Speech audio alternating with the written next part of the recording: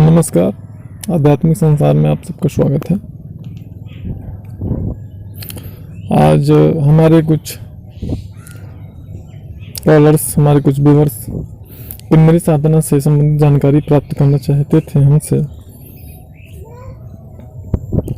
तो ऐसे साधकों के लिए जो हमसे जानकारी चाहते हैं, उनके लिए हम इस वीडियो को प्रकाशित कर रहे हैं। जो किन्नरी साधना में इंटरेस्ट रखते हैं या करना चाहते हैं, तो किन्नरी साधना जो है अप्सरा साधना के जैसी ही साधना है और हर शक्तियों का अपना निवास स्थान होता है। जैसे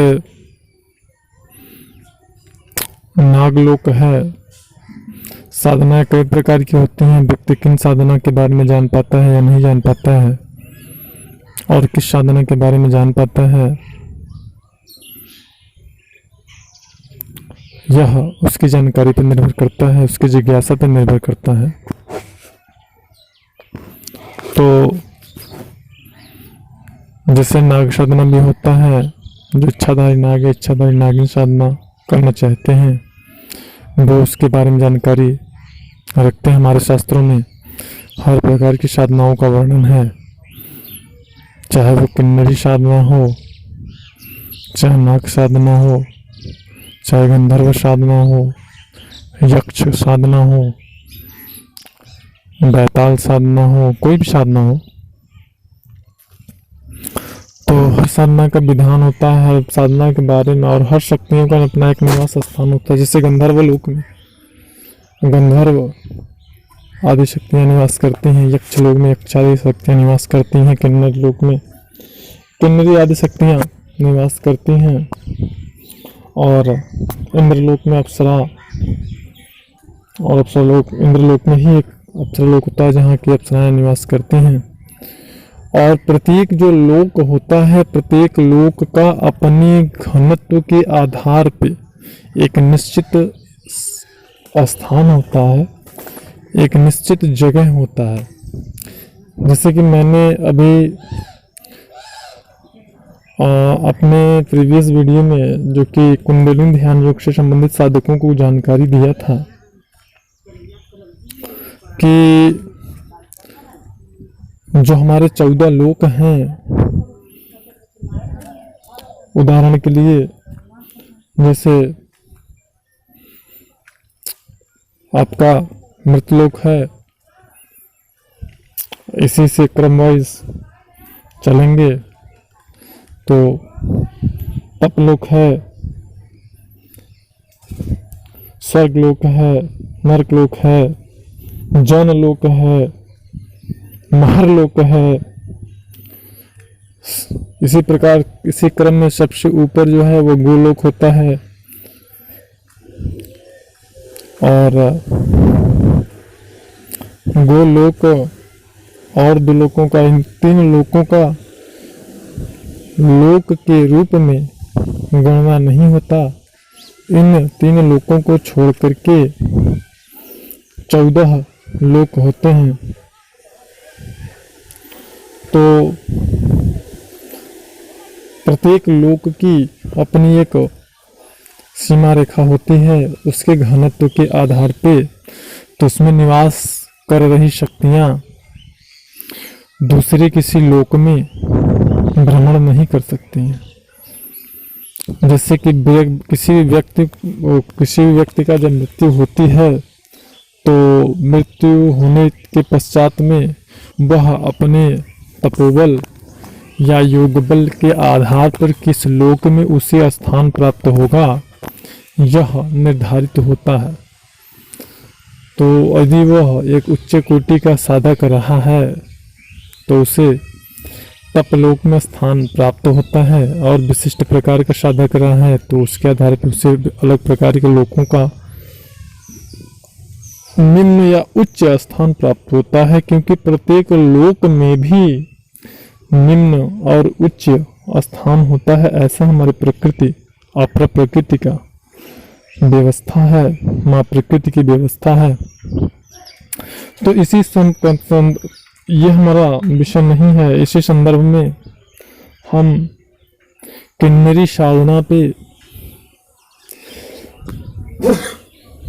जानकारी प्राप्त करने वाले इच्छुक साधक के ऊपर यह जानकारी प्रकाशित कर रहे हैं, और भी बहुत सारे साधक जो कि इस जानकारी से लाभ प्राप्त करें, हमारा यही उद्देश्य है। तो जो किन्नर लोग होते हैं, यह किन्नरी अप्सरा के जैसे ही खूबसूरत और फूलमयी बदन के जैसी होती हैं। और किन्नरी साधना में किन्नरों में जो देवियां हैं, तो उनमें सबसे प्रमुख जो देवी हैं पुष्पदेहा किन्नरी, जैसा कि शब्द से ही भाषित हो रहा है कि पुष्पदेहा जो किन्नरी हैं, उनका जो बदन है वह फूलों के जैसे, पुष्पों के जैसे होता है। और यह जो साधना है वह अप्सरा साधना के जैसे ही संपन्न होती है इनकी साधना में। और इनकी जो साधना है वह अपनी समृद्धि के लिए, संपन्नता के लिए ही यह साधना किया जाता है। और योग्य और कुशल मार्गदर्शक के मार्गदर्शन में, या तो वो जो आपके मार्गदर्शक हैं या जो आपको साधना करने की परमिशन दे रहे हैं, आज्ञा दे रहे हैं, या तो वो स्वयं साधना को किए हो अथवा उसके समकक्ष साधनाओं की सिद्धि प्राप्त किए हों, या उससे उच्च लेवल की साधनाओं की सिद्धि प्राप्त की हों, तभी वह आपके मार्गदर्शन आपका कर सकते हैं और आपको सफलता प्राप्त करा सकते हैं। इसके लिए आपको बहुत ही शुद्ध और सांस्कारिक और प्राण प्रतिष्ठित, जो कि किन्नरी मंत्र से प्रतिष्ठित माला हो, उसका इसमें प्रयोग करेंगे। और इसके यंत्र होते हैं, दो यंत्र होते हैं इसके, 2 प्रकार के होते हैं। और माला और सुरक्षा कवच आदि इसमें इस्तेमाल होता है।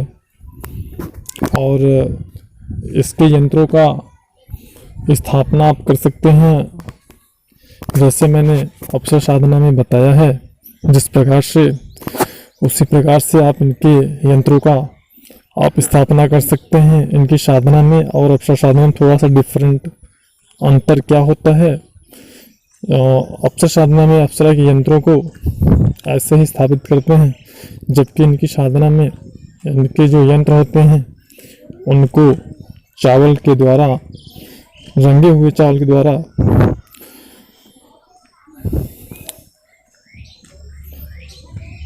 अष्टदल कमल बनाया जाता है और उस पर इनके यंत्रों को स्थापित करते हैं।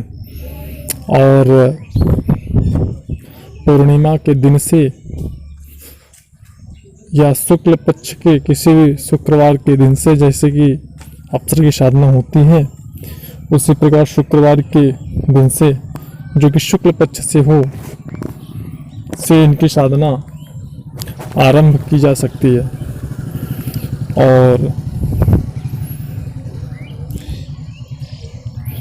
हमें हमारी दैवीय प्रेरणा से जहाँ तक जानकारी प्राप्त हुई है, मैं वो जानकारी यहाँ पे प्रकाशित कर रहा हूँ। और यदि कोई साधक या साधिकाएं इच्छुक हैं साधना करने के, तो वह संपर्क कर सकते हैं।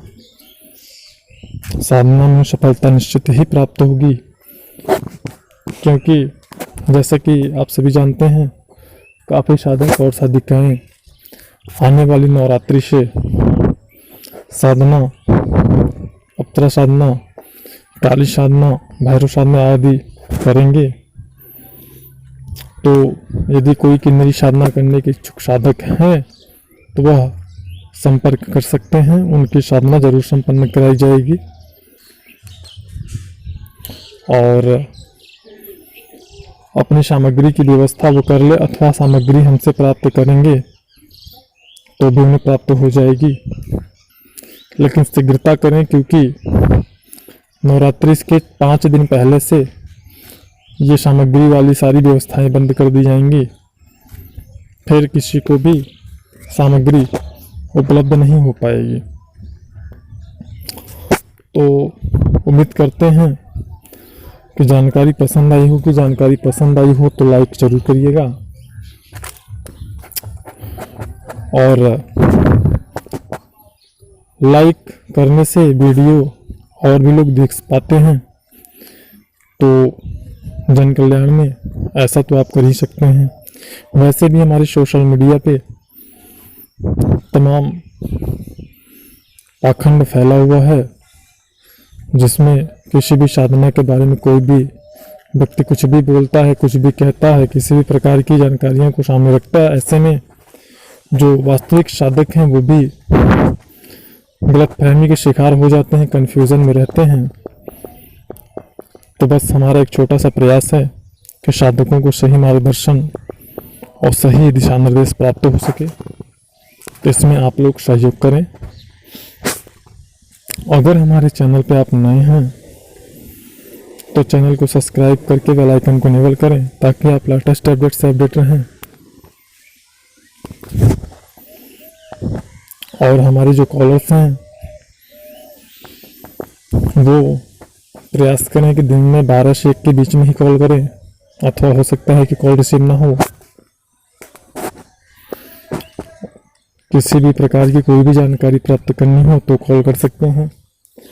पहली बार कॉल करें तो अपने सारे प्रश्नों की पोटली बना के रख लें, लिस्ट बना के रख लें, तभी कॉल करें, क्योंकि सेकंड टाइम में कॉल करके जानकारी प्राप्त करेंगे तो चार्ज पेमेंट करना होगा आपको।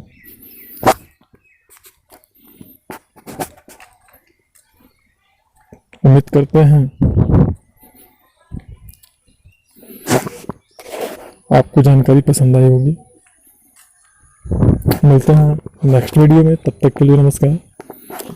और वीडियो को पूरा देखने के लिए आप लोगों का बहुत बहुत धन्यवाद। नमस्कार, जय हिंद।